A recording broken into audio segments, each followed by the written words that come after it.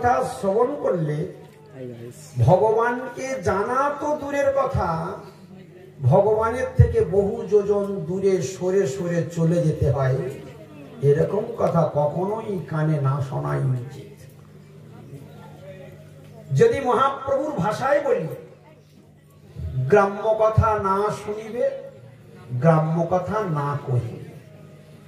ভগবান স্বয়ং নিষেধ করলেন, গ্রাম্য কথা বলবেও না, গ্রাম্য কথা শুনবেও না। আমরা বলি, আমরা শুনি, কিন্তু আমরা এই কর্তব্যটা পালন করতে পারি না। এই জায়গাটার উপরে আমরা নিজেদেরকে দৃঢ়তার সঙ্গে স্থাপন করতে পারছি না।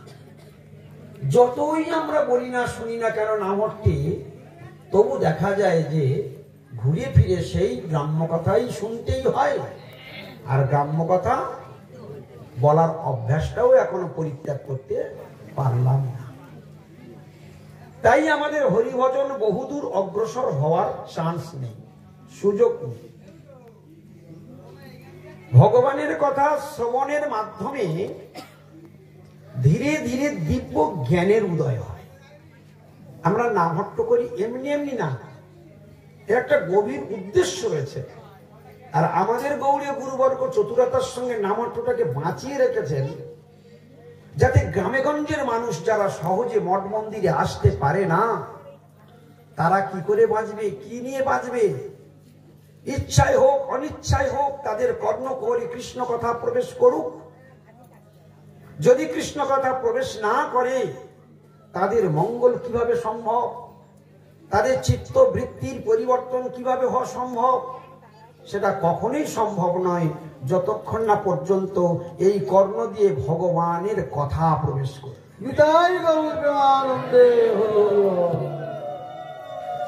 ভগবানের কথার মধ্যে ভগবানের স্বভাবের পরিচয় পাওয়া যায়, ভগবানের রূপের পরিচয় পাওয়া যায়, তার গুণের পরিচয় পাওয়া যায়, তার লীলার চমৎকারিতার বৈশিষ্ট্য উদ্ঘাটিত হয় ভগবানের কথার মধ্যে দিয়ে। তাই কৃষ্ণ ভক্তদের জীবনের সব থেকে বড় সম্পদ হলো হরি কথা। হরি কথা বিনা সবকিছুই অসার বলে জানতে হবে। হরি কথাই একমাত্র কথা, আর বিশ্ব সংসারের সমস্ত কথা হলো বৃথা ও ব্যথা। হরি কথা ব্যতীত সব কথাই বৃথা এবং ব্যথার সৃষ্টি করবে। এই জন্য হরি কথা বিনা অন্য কোনো কথা কওয়া উচিত নয়। হরি কথা কও, হরি গুণ গাও, হরি নাম রসে সদা মত্ত হও। হরি নাম গীতি গাও নীতি নীতি, অন্য গীতি যেন গেও না। এটাই হলো জীবন। তো সেই হরি কথা কিরকম হরি কথা? যে কথা শুনলে ভগবানকে জানা যায়। যেমন ভগবানকে জানবো কিভাবে? আমরা ভগবানকে জানতে পারি না, আমাদের কোনো যোগ্যতা নেই ভগবানকে জানবার। কিন্তু আমাদের গৌড়ীয় গুরুবর্গ যারা উত্তম বৈষ্ণব, যারা প্রেমিক ভক্ত, যারা ভগবানকে উপলব্ধি করেছেন, যারা ভগবানের সঙ্গে নিত্য কথা বলেন, যারা ভগবান বিনা অন্য কিছু জানে না, কৃষ্ণাদ অন্যম অজানত ক্ষণমপি স্বপ্নে অপি বিশ্বেশ্বরে, যারা 24 ঘন্টা কৃষ্ণাদ অন্যম অজানত, কৃষ্ণাদ অন্যম অজানত, কৃষ্ণকে বিনা আর অন্য কিছু জানে না। কৃষ্ণাদ অন্যম অজানত ক্ষণমপি স্বপ্নে অপি বিশ্বেশ্বরে, বিশ্বেশ্বর পরমেশ্বর ভগবান শ্রীকৃষ্ণকে ক্ষণকাল স্বপ্নেও অন্য কিছু দর্শন করে না। ক্ষণকাল পর্যন্ত তাদের অন্য কোনো দৃষ্টিভঙ্গি নাই। তাই বলছেন কৃষ্ণাদ অন্যম অজানত ক্ষণমপি, ক্ষণকাল পর্যন্ত তারা অন্য কিছু দেখে, স্বপ্নেও ভগবানকে ছাড়া কিছু দেখে। তস্মিন ভক্তি অহেতুকী, সেই রকম অহেতুকী ভক্তি, তার দ্বারা ভগবানের কাছে কোনো বিপরীত চাহিদাও তাদের নেই।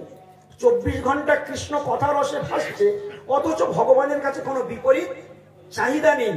শুধু একটাই মাত্র চাহিদা তাদের, গোবিন্দ তোমার চরণ প্রান্তে যেন আমার ঠাঁই হয়ে যায়। এই রকম কৃষ্ণ ভক্তের ভাষাগুলোকে কৃষ্ণ ভক্তে শুনতে পাচ্ছে, তুমি যা বলবে সে সব শুনতে পাচ্ছে। ভগবানের ভক্তদের ভাষাগুলো এত সুন্দর। যেমন একটা বলছে কৃষ্ণ তদীয় পদ পঙ্কজ পাঞ্জরান্তম। ভগবানকে বলছে দেখো কৃষ্ণ ভক্ত কিরকম, কিরকম তাদের ভাষা, কিরকম তাদের ভাব, ভগবানের সঙ্গে কিভাবে ট্রানজাকশন তৈরি করছে। বলছে কৃষ্ণ তদীয় পদ পঙ্কজ পাঞ্জরান্তম। কথাটার মানে কি? হে কৃষ্ণ তদীয় তোমার পদ পঙ্কজ পঞ্জরান্তম, তোমার ওই পাদ পদ্মরূপ পিঞ্জর প্রান্তে অদ্বৈব মে বিশেতু, অদ্বৈব মে বিশেতু মানস রাজহংস। খুব মন দিয়ে শুনবেন সবাই, ভালো করে মন দিয়ে শুনুন কি বলছে কৃষ্ণ ভক্ত কিরকম ভগবানের কি বলছেন। কৃষ্ণ তদীয় পদ পঙ্কজ পঞ্জরান্ত। হে কৃষ্ণ তোমার ওই যে পাদ পদ্ম তার পিঞ্জন প্রান্তে অদ্বৈব মে বিশতু মানস রাজহংস, আমার মানসরূপ রাজহংস আজই অদ্বৈব, অদ্যযুক্ত এব অদ্বৈব আজই, দেরি নয় আজই, মে মানে আমার, বিশতু মানে প্রবেশ করুক, মানস রাজহংস তোমার এই পাদ পদ্মরূপ পিঞ্জর প্রান্তে প্রবেশ করুক। কেননা কেন প্রবেশ করবে? প্রাণ প্রয়াণকাল সময়ে, প্রাণ প্রয়াণকাল সময়ে কফবিত্ত পাত্তই, কফবিত্ত, হ্যাঁ পিত্ত, এই সমস্ত কফ বা এই যেগুলো আসছে, হ্যাঁ কফবাত পিত্তই কণ্ঠাবরোধন, আমার কণ্ঠকে যখন অবরোধ করে দেবে, যখন আমার প্রাণ বেরিয়ে যাবার সময় হবে, প্রাণ প্রয়াণ কাল সময়ে কফবাত পিত্তই, কফ বাত পিত্তের দ্বারা যখন কণ্ঠ অবরাধন বিধৌ, আমার কণ্ঠটা রোধ হয়ে আসবে, তখন স্মরণং কুতস্তে, তখন আমি স্মরণ করব কি করে? তখন স্মরণ আর আসবে না। তাই অদ্বৈব মে বিশতু মানস রাজহংস, হে কৃষ্ণ আজই আমার মন রূপ রাজহংস তোমার ওই পাদ পদ্মরূপ পিঞ্জর প্রান্তে আজই।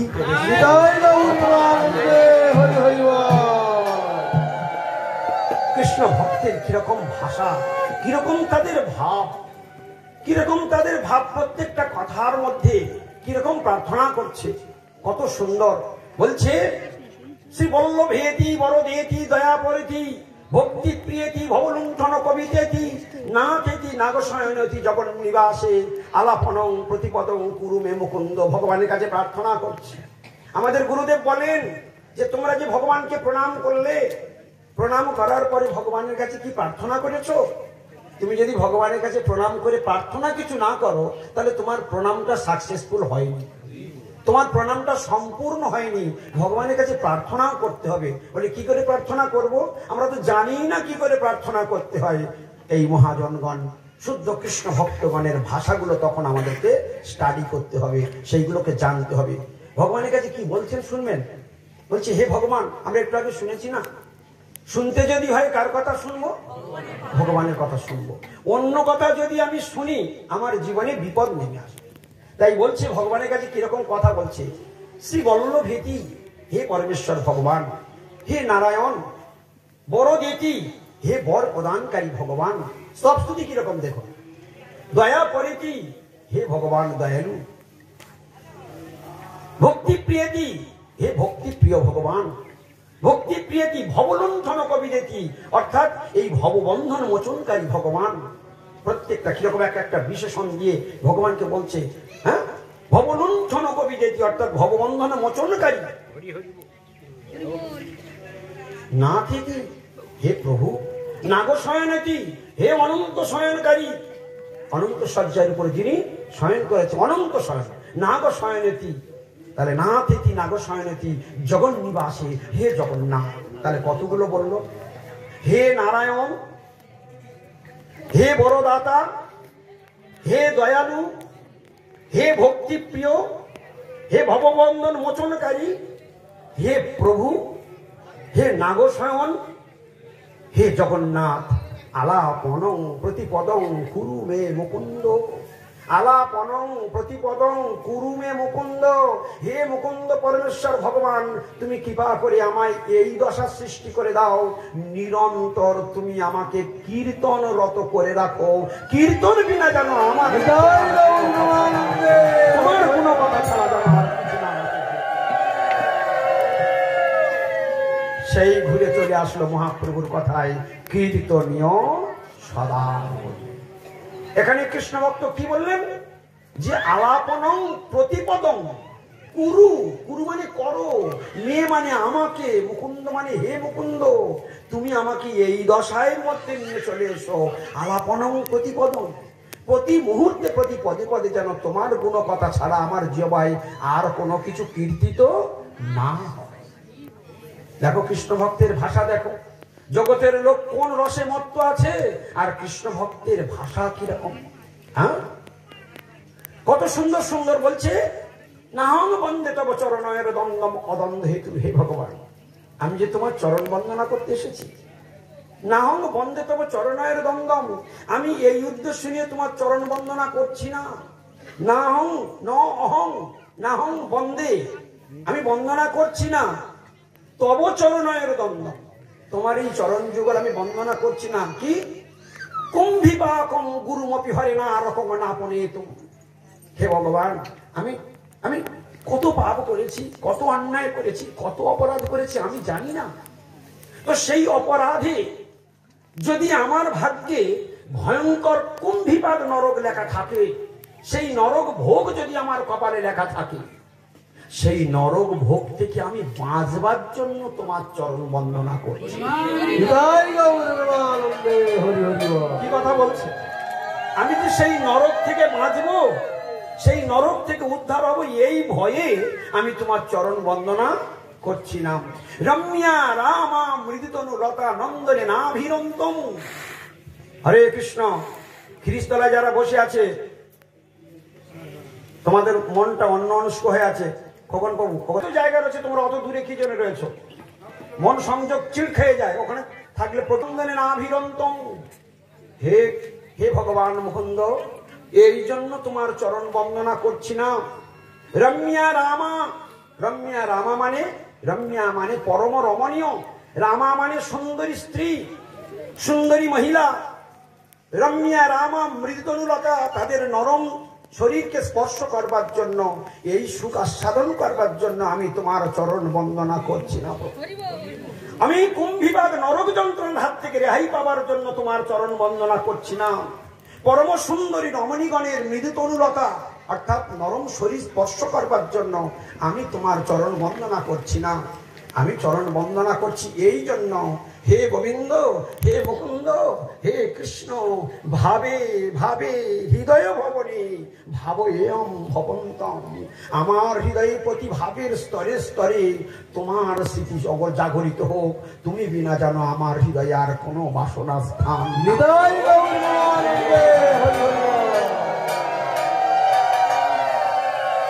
ভক্তির কিরকম ভাষা, ভক্তের কিরকম ভাষা দেখুন, কিরকম দৈন্য। এই ভাষাগুলোর মধ্যে স্তব রয়েছে, এই ভাষাগুলোর মধ্যে ভগবানের যশ রয়েছে, আবার নিজের দৈন্য সেখানে রয়েছে। দৈন্য বিনা কোনো ভক্তি সিদ্ধ হয় না। যেখানে দৈন্যতা নেই, দৈন্যতারূপ অলঙ্কার যেখানে নেই, সেখানে কখনো ভজন হতে পারে না। দম্ভ দৈত্য আর দীনতা দেবী দুজনে কখনো একসঙ্গে বাস করে না। অহংকার আর ভক্তি দুজনে কখনো একসাথে বাস করে না। আলো আর অন্ধকার কখনো একসাথে থাকতে পারে না। তাই দম্ভ দৈত্য আর দীনতা দেবী দুজনে কখনো একসঙ্গে বন্ধুত্ব হয় না। তাই ভক্তি জগতে যার দীনতা নেই, দম্ভ দৈত্য তার গলা টিপে ধরবেই ধরবে। তাই রঘুনাথ দাস গোস্বামীর ভাষায় যদি বলি, রঘুনাথ দাস গোস্বামী কি বললেন তার মনঃশিক্ষাতে, সদা দম্ভং হিত্যা পুরু রতিম অপূর্ব মতিতরাময়ের শান্তর ভাত চটিরূপী জাতি ধীত পদ। কি বললেন? সদা দম্ভং হিত্যা, সর্বদাই দম্ভকে পরিত্যাগ। যদি তুমি কোনোদিন ভগবানকে ভালোবাসতে চাও, যদি ভগবানকে কোনোদিন পেতে চাও, তাহলে দম্ভ দৈত্যকে পরিত্যাগ করো। দম্ভ যেন তোমার মধ্যে কোন রকম কোনো কারণে তোলা তোমার মুখ থেকে। তুমি তো কৃষ্ণ ভক্ত, ভগবান তো আমাদের নিচু হতে বলেছেন, তাহলে তোমার মুখ থেকে বড় কথা কেন বের হবে? কেন তুমি বড় কথা বলবে? কেন তুমি ভক্তদের উপর শাসন চালাবে? কেন ভক্তদের উপর তুমি আঙুল তুলে কথা বলবে? তার মানে তোমার মধ্যে দম্ভ দৈত্য এসে বাসা বেঁধে বসে আছে। অতএব তুমি ভক্তির কাছে পরাজিত হয়ে যাবে। ভক্তি ধন তোমার আর কোনোদিন মিলবে না। সেখানে কি বললেন? নাস্তা ধর্ম ন বসু নিচয় নৈব কাম উপভোগে যজ্জদ ভব্বং ভবতু ভগবান পূর্ব কর্মানুরূপম এতৎ প্রার্থং মম বহুমতং জন্ম জন্মান্তরে অপি তৎ পাদাম্বরভূতগতা নিশ্চলা ভক্তি। মুখস্থ হয়ে গেছে। নাস্তা ধর্মে, হে ভগবান আমি এই ধর্মের বেড়া যাব। নাস্তা ধর্মে, এই ধর্মের উপরে আমার আস্থা নেই। ভগবানের কাছে প্রার্থনা করছি, প্রার্থনাগুলো শিখে ঘরে যান, বাড়িতে গিয়ে চিন্তা করুন আজকের ভগবানের কাছে কি করে প্রার্থনা হয়। জন্মেও কোনোদিন শিখি না, জানি না, কি করে করব ভগবানের কাছে গিয়ে? আমরা ভগবানের কাছে গিয়ে কাঠে দাঁড়িয়ে থাকি, বা যদি বা প্রণাম করি, প্রণামের ভিতরে ভাব নেই, দৈন্য নেই, সেখানে অন্য কিছু চলে আসে, সেই জন্য প্রণামটা সম্পূর্ণ হয় না। কি বললেন? হরে কৃষ্ণ। কি বললেন? একটু আগে কি কথা বলছিলাম? নাস্তা ধর্মে ন বসু নিচয়ে নৈব কাম উপভোগে। ভগবানের কাছে কিরকম বলছেন দেখুন। হে ভগবান, এই যে জড়জগতে যত ধর্ম চলছে, পৃথিবীতে যত কথা ধর্ম নামে চলে, ভাগবত কহে তাহা পরিপূর্ণ চলে। এ জগতে ছড় ধর্ম, এ জগতে নৈমিত্তিক ধর্মের ফাঁদ পাতা আছে। এই জড়জাগতিক ধর্মের উপরে আমার আস্থা নেই, আমার বিশ্বাস নেই, আমি ওর উপর ভরসা করতে চাই না। আমরা জগতের লোক যে যা ধর্ম করি তার উপরে বেশ বেশ করে বসে থাকি। আমি তো ধর্ম করি, আমি তো এই আচরণ করি, আমি তো হরিনাম নিয়েছি, আমি তো মঙ্গলচণ্ডী 3 দিন করে গান দিই, আমি তো মনসার গান 3 দিন করে দিই, বিবিমার গান 3 দিন করে দিই, আমি তো বছরে 3 দিন ব্যাপী আমার বাড়িতে হরিনামের আসর করি, আমি তো বছরে সরস্বতী পূজার জন্য কাপড় দান করি, আমি বহু কিছু ধর্ম করি। আর এই ধর্মের উপরে বেশ করে আমি গর্বের সঙ্গে সংসারে পড়ে থাকি। মহাজন বলছে নাস্তা ধর্মে, এই ধর্মের উপরে, এই নৈমিত্তিক ধর্মের উপরে আমার কোনো আস্থা নেই। নাস্তা ধর্মে ন বসু নিচয়ে। জড়জগতের মানুষের একটাই মাত্র অহংকার। যদি দেখবে টাকা কিছু বেশ জমে গেছে, অর্থ বেশ ভালোই আছে, দেখবে কথাগুলো, অ্যাটিটিউড গুলো, তাদের ভঙ্গিগুলো সবগুলো কিরকম বদল হতে শুরু করে, ভাষাগুলো কিরকম বড় বড় হতে শুরু করে। কিন্তু যার দেখবে পকেটে পয়সা নেই, সে সবসময় নিজেকে যেন কত ছোট করে রাখে, কত ক্ষুদ্র করে রাখে, কত দিন করে রাখে। যার কাছে পয়সা নেই, আর যার পয়সা আছে, কথায় কথায় কথায় কথায় তার মুখ থেকে বড় বড় দমবে। ক টাকা লাগবে? কি লাগবে বলো? আরে বলো, যার কি আছে বলো, আরে দিয়ে দেবো, কি আছে চলো। এরকম কিছু কিছু কৃষ্ণ ভক্তের মুখ থেকে আমার শুনতে হয়। আমি মনে মনে চিন্তা করি, হে ভগবান, এই বেশিক্ষণ অর্থ আর ধরে রাখতে পারবে না, কারণ এর সময় হয়ে এসেছে। আমি তাকে এই কথাটা যদি তার সামনে বলে দিই, তার খুব কষ্ট হবে। কিন্তু আমি বুঝতে পারলাম যে তোমার কথা গোবিন্দ শুনে ফেললো। তুমি জানো না তোমার কথা গোবিন্দের কানে পৌঁছে গেল। কারণ এরকম কথা অহংকার থাকলে ভিতর থেকে, মুখ থেকে এমন কথা, ক টাকা লাগবে, আরে জ্বালাকে দিয়ে দেবো, চালাও, এরকম কথা কখনো মুখ থেকে বলতে নাই। ওই কথাটাই বলতে হবে দীনতার সঙ্গে। যদি প্রভু এইটুকু সেবার দায়িত্ব যদি দেন, আমার এই সেবাটুকু যদি দেন, আমি চেষ্টা করব প্রভু এইটুকু যদি সেবাটা দেন। এই হলো একই কথা। দীনতার সঙ্গে অর্থের সদ্ব্যবহার আর দম্ভের সঙ্গে অর্থের সদ্ব্যবহার কখনো এক হতে পারে না। জেনে রাখবেন, ভক্তের ভাষাগুলো এরকম হওয়া উচিত নয়। এই জন্য ন বসু নিচয়ে, শ্লোক তো মুখস্থ করেছে, ন বসু নিচয়ে। বসু নিচয়ে মানে এই জড়জাগতিক অর্থের উপরে আমার ভরসা নাই। নাস্তা, সবাই একবার বলুন, নাস্তা বলুন। নাস্তা মানে ন যুক্ত আস্থা, ন যুক্ত আস্থা। হে প্রভু, হে মুকুন্দ, হে ভগবান, এই ধর্মের উপরে আমার আস্থা নেই, অর্থাৎ আমার বিশ্বাস নেই। ন বসু নিচয়ে, এত ধন সম্পদ, এই ধন সম্পদের উপরেও আমার ভরসা নেই, কারণ ওই ধর্ম আমাকে বাঁচাতে পারবে না। এই বসু নিচয়, এই অর্থ ধন সম্পদ, এরাও আমাকে বাঁচাতে বা রক্ষা করতে পারবে না। তাই তাদের উপরে আমার আস্থা নেই।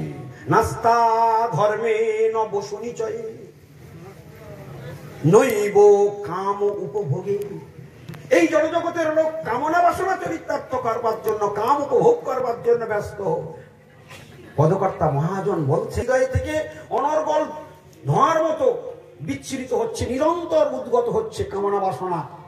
সেই কামনা বাসনা যদি আমি পূরণ করবার জন্য দিন রাত 24 ঘন্টা লড়াই করি, হলো লড়াই, কিন্তু মুক্তি কি হলো?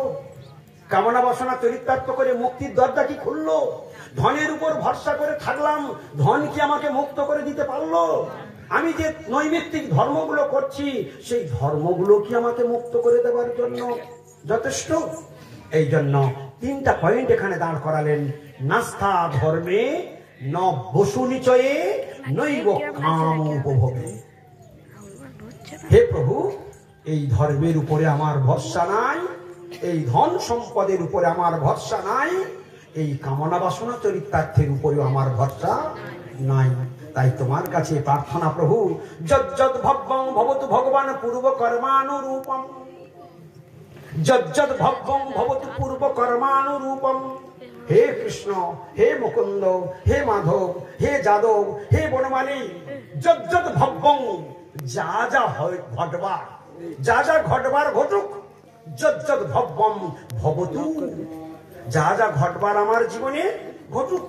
আমি যা কর্মফল সংগ্রহ করে রেখে এসেছি, সেগুলোর ফল কে ভোগ করবে? আমাকেই করতে হবে। যজ্জদ ভব্যং ভবতু পূর্ব কর্মানুরূপম। বুঝতে পেরেছেন? পূর্ব কর্মানুরূপম, একবার বলুন।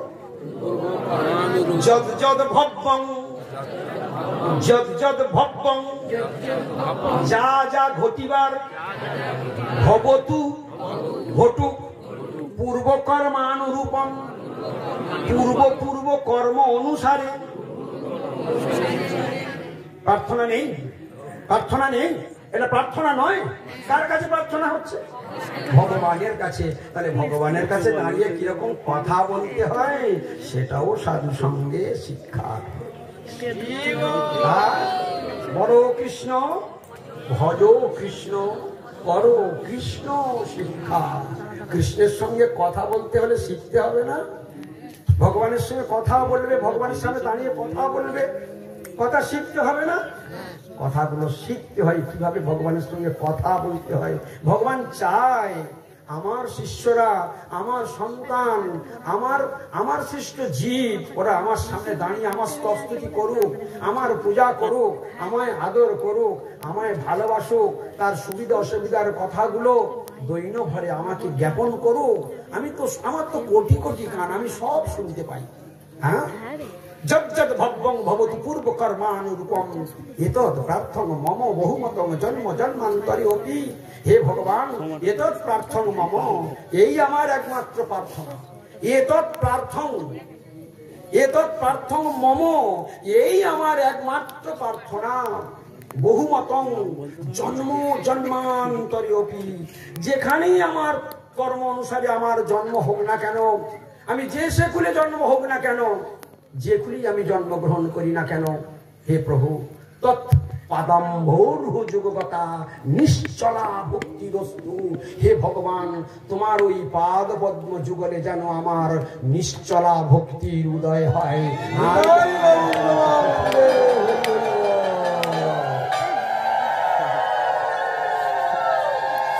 ভগবানের কাছে এইরূপ প্রার্থনা করতে হবে।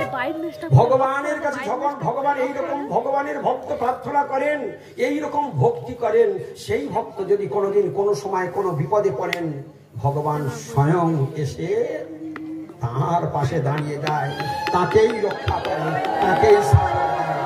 এ আমার ভক্ত, এ আমার শরণাগত, এ আমার চরণ ছাড়ার কিছু চায় না, এ আমার শরণাগত ভক্ত। তাই তাকে রক্ষা করা আমাদের কর্তব্য। কোনো এক সময়ে এক ঘটনা ঘটেছিল। নরোত্তম ঠাকুরের প্রভাব, নরোত্তম ঠাকুরের জন্ম হয়েছিল তৎকালীন বাংলাদেশে।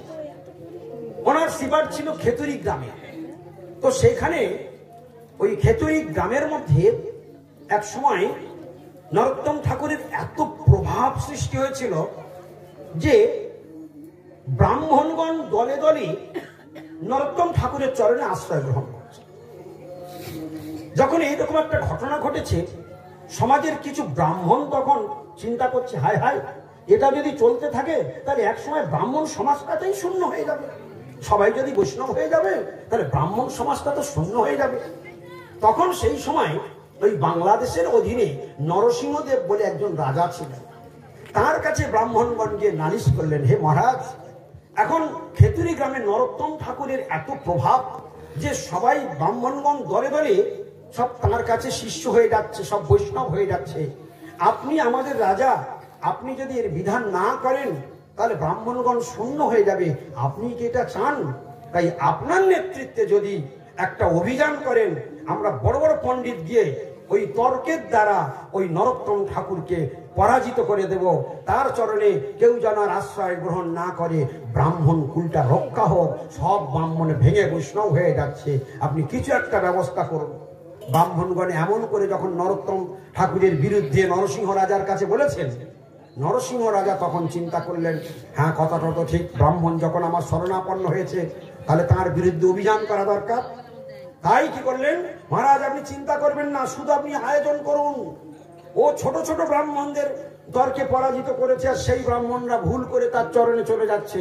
আমরা বড় বড় পণ্ডিত আছি, আমরা বড় বড় পণ্ডিত, আমাদের নাম শুনলে ল্যাজ গুটিয়ে নরোত্তম পালিয়ে যাবে। হ্যাঁ, আপনি ব্যবস্থা করুন। আমরা সমস্ত শাস্ত্র সম্ভার নিয়ে বড় বড় পণ্ডিত নিয়ে আমরা গিয়ে নরোত্তম ঠাকুরের সঙ্গে তর্ক যুদ্ধে উপনীত হব। মহারাজ নরসিংহতে একেবারে সেই কথায় অনুমোদন করে দিলেন, ঠিক আছে তবে চাই চলো। রাজা লোক লস্কর, হাতি ঘোড়া, সৈন্য সামন্ত, বড় বড় পণ্ডিত, বড় বড় পুঁথি, বড় বড় কিছু নিয়ে একবার দম্ভ করতে করতে যাচ্ছে। কোথায়? খেতুরি অভিযান। কোথায় যাচ্ছে? খেতুরি অভিযানে যাচ্ছে। এইরকম যেতে যেতে হঠাৎ কি হয়েছে না, সন্ধ্যা হয়ে গেছে। খেতুরি গ্রামের পাশের গ্রামে কুমারপুর বলে একটা গ্রাম ছিল। সেই কুমারপুর গ্রামে ওই নরসিংহ রাজা তাঁবু ফেলেছে। সেখানে তাঁবু ফেলেছে, কিসে যাচ্ছে, কোথায় যাচ্ছে, কি হচ্ছে, ঘটনা চারিদিকে কানাকানি হয়ে গিয়েছে। কোথায় যাচ্ছে? খেতুরি গ্রামে যাচ্ছে। কার বিরুদ্ধে অভিযান? নরোত্তম ঠাকুরের বিরুদ্ধে অভিযান। ওই নরোত্তম ঠাকুর, সেই সময় নরোত্তম ঠাকুরের প্রাণের প্রিয়তম বন্দী ছিলেন রামচন্দ্র কবিরাজ। রামচন্দ্র কবিরাজ তখন নরোত্তম ঠাকুর যখন কথাটা কানে শুনলেন, নরোত্তম ঠাকুর রামচন্দ্র কবিরাজকে জানালেন, বন্ধু এই বিপদ, এখন সবাই মিলে এখানে আসছে তর্ক করতে। তর্ক দেখে তো বড় কথা নয়, এই বিষয়ের সঙ্গে তার্কিক লোকের সঙ্গে কেন আমরা তর্ক করতে যাব, তাতে আমাদের কি লাভ? হ্যাঁ, এটা কখনোই করা উচিত নয়। কিন্তু যদি না করি সেও তো বিপদ। এরা আরো ঔদ্ধত্য থেকে ঔদ্ধত্যের চরম সীমায় তারা চলে যাবে। এখানে আমাদের করণীয়টা কি? তখন রামচন্দ্র কবিরাজ নরোত্তম ঠাকুরকে বলছে, বন্ধু তুমি চিন্তা করো না, পরমেশ্বর ভগবান ঠিক এর যথাযোগ্য বিধান করবেন, চিন্তা করো। দেখুন কিরকম ভাবে একটু আগে আমরা কি শুনছিলাম, যদি আমরা কেউ শরণাগত হয়ে যাই, শরণাগত হয়ে যদি কোনো সাধক ভজন করে, তার বিপদে বিশ্ব সংসারের যত বিপদ আসুক না কেন, তার পাশে কে দাঁড়িয়ে যাবে? ভগবান দাঁড়িয়ে যাবে।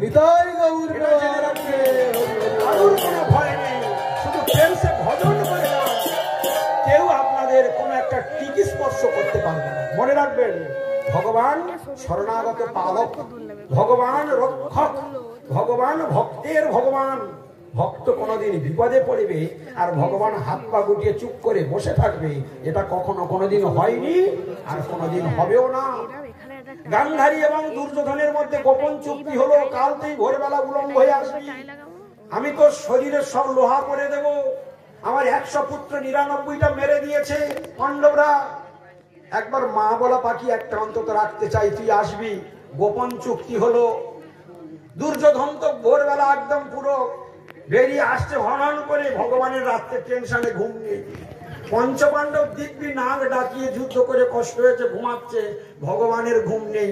শিবিরের মধ্যে হাঁটতে হাঁটতে একবার ওদিকে যায়, আবার হাঁটতে হাঁটতে ওদিকে যায়, হাঁটতে হাঁটতে ওদিকে যায়, হাঁটতে হাঁটতে ওদিকে যায়। এক সময় অর্জুনকে বলছে, সখা তুমি এখনো ঘুমাওনি, এত রাত পর্যন্ত পায়চারি করছো, কি হয়েছে প্রভু, কি হয়েছে? তুমি ঘুমাও, তুমি ঘুমাও, তুমি টেনশন করো না, তোমার কালকে যুদ্ধ আছে, তুমি ঘুমাও। ভগবান তাকে শুয়ে দিলেন, আবার অর্জুন ঘুমিয়ে পড়লেন।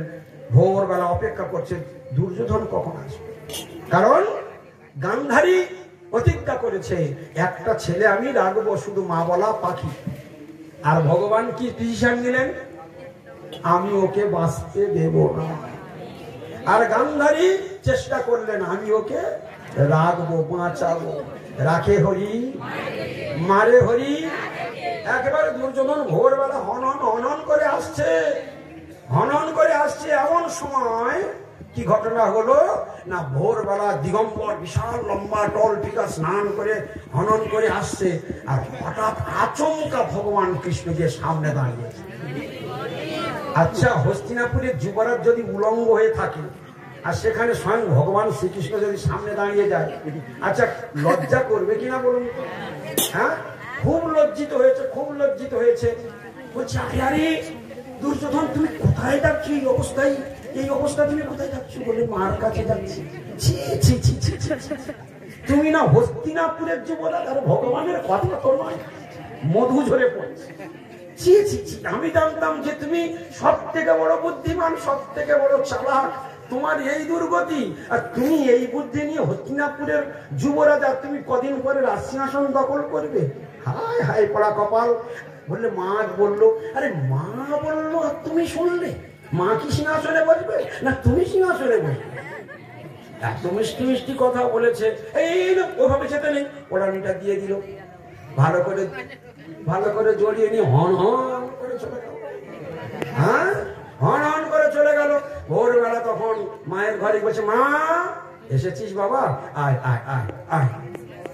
এবার মা আস্তে আস্তে ফটিটা খুলেছে, একবার দিব্য জ্যোতিতে মেরেছে মুখের দিকে। মুখ থেকে যখন দৃষ্টিটা ধীরে ধীরে নামছে, সারা শরীর লোহা হয়ে আসছে। এই করতে করতে যখন একবারে কোমরে এসে পড়েছে, সঙ্গে সঙ্গে চিৎকার করে উঠেছে, দুর্যোধন তুই কি করলি, তুই কি করলি, তুই কি করলি? আমি কি তোকে এই বলেছিলাম? তখন বলছে, মা আমি তো আসছিলাম রাস্তায়, যদুপতি শ্রীকৃষ্ণ এসেই তো আমাকে ওড়নাটা পরিয়ে দিল। গান্ধারী কি বললেন, হে কৃষ্ণ, একটা মাত্র মা বলা পাখি রাখতে চেয়েছিলাম, তুমি তাও রাখতে দিলে। যথা ধর্ম। তাহলে ভগবান কার পাশে দাঁড়ায়? ভক্ত তো ঘুমাচ্ছে, ভগবানের কেন ঘুম নেই চোখে? হ্যাঁ, নরোত্তম ঠাকুরের ভয় হয়েছে যে এতগুলো তার্কিকের সঙ্গে আমি তর্ক করব। তর্কটা বড় কথা নয়, তাদেরকে পরাজিত করাটা বড় কথা নয়, কিন্তু বিষয়ের সঙ্গে তর্ক করাটা তো বৈষ্ণবের সাজে না। বৈষ্ণবের তো সাজে না বিষয়ের সঙ্গে তর্ক করা। রামচন্দ্র কবিরাজ কি বললেন, তুমি চিন্তা করো না বন্ধু, ভগবান যখন আছেন নিশ্চয়ই কিছু একটা ব্যবস্থা অবশ্য হয়ে যাবে, তুমি টেনশন মুক্ত হয়ে থাকো। বলি এইভাবে পরের দিন সকালবেলা কি তারপরের দিন আসবে।